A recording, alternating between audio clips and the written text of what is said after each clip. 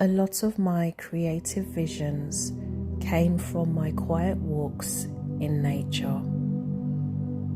I feel a sense of belonging, feeling grounded,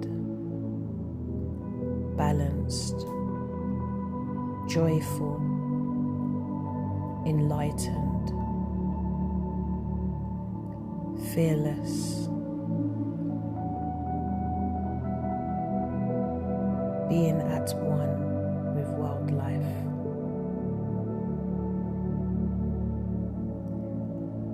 Taking in the breathtaking landscapes and clear skies,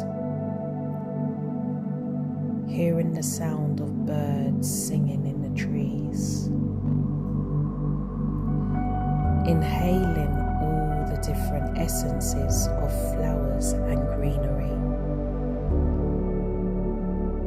feeling connected to Mother Earth and Spirit.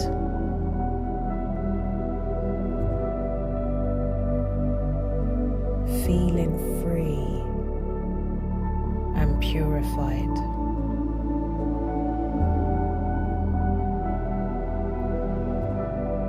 Tell me,